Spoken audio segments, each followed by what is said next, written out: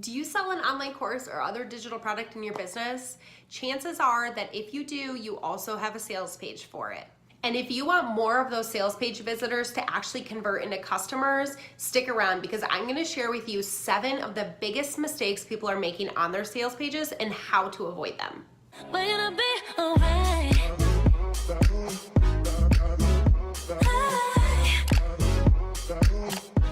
Welcome back, guys. My name is Amanda Genther, and I help creatives and coaches in the online world get more leads and more sales for their business. So if that is something that you want to learn more about, make sure you hit that subscribe button so you don't miss any future videos.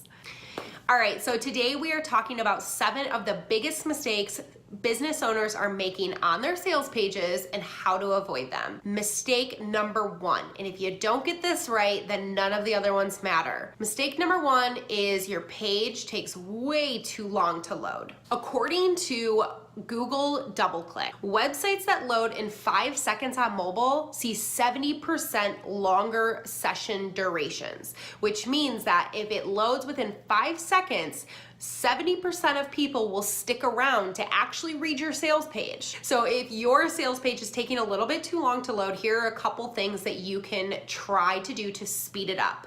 So the first thing is to install an SSL certificate on your website. So SSL certificates are very well known to speed up your site because Google doesn't have to scan it for any viruses because it's already secure. How you get this is you can usually purchase this through your website host. So if you're on WordPress, whoever you host your domain through and your WordPress website, and they can usually help you install it too, so you don't even have to worry about it. The second thing you can look at, and usually the biggest culprit of a slow sales page, are the images. One thing that you can do if you're using WordPress is you can use a tool like WP Smush, SMUSH.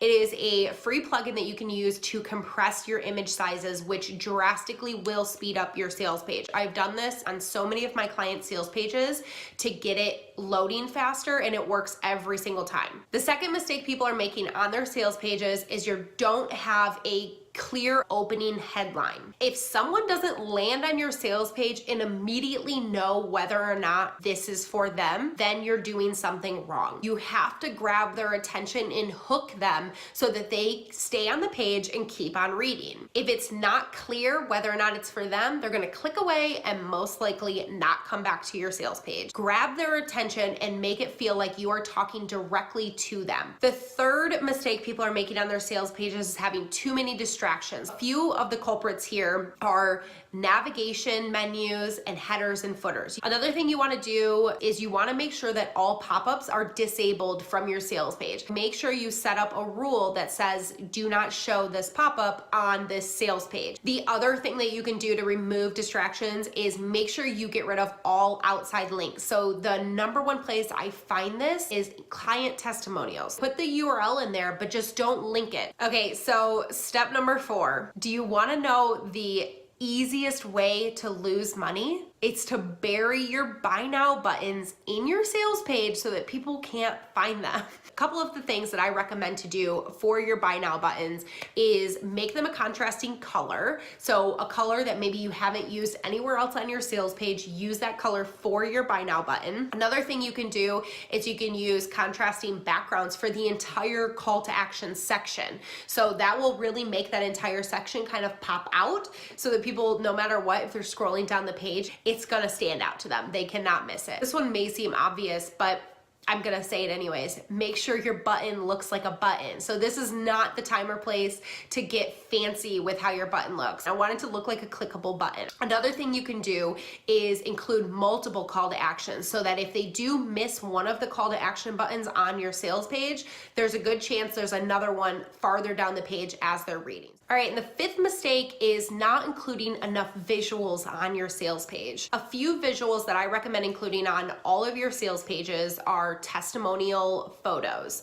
So we wanna make sure that we show your readers that these are real people that are giving you testimonials. Another thing you need to be including is a mock-up of your online course or your digital product. Show them exactly what's included. If it's worksheets, show them the worksheets. If it's a video, include a video screenshot to show them exactly what they're getting. The more you can visually represent what you're giving them, it increases that value. The 6th mistake that people are making on their sales pages is not showing enough social proof. There are so many people creating online courses and digital products. There are also many customers who have been burned in the past from purchasing something and that person not delivering on what they promised. The more you can show social proof that what you're talking about is legit, the more people are going to trust you and then in turn purchase from you. One of the biggest questions I get is, what if this is your first online course or digital product that you're creating and you don't have any testimonials? My number one piece of advice here is to reach out to your peers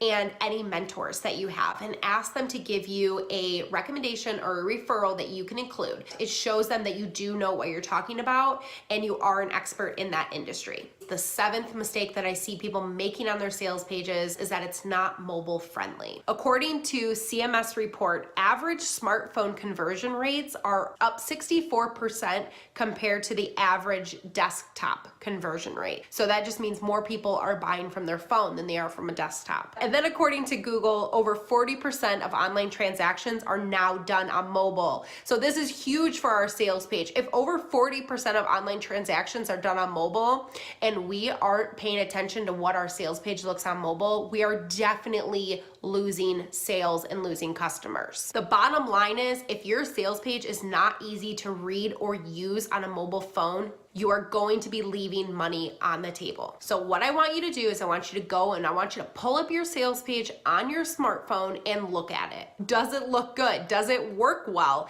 Can you click the buttons? Is the text easy to read? So just really comb through section by section of your sales page from a smartphone and make sure that every single thing looks perfect and it looks just as good on a mobile phone as it does on a desktop. All right, and that's that. 7 big mistakes people are making on their sales pages and how to avoid them. If you like this video, make sure you leave a comment below, hit that like button, and if you could, share it with your friends. And don't forget to subscribe so you don't miss any future videos, and I will see you in the next video.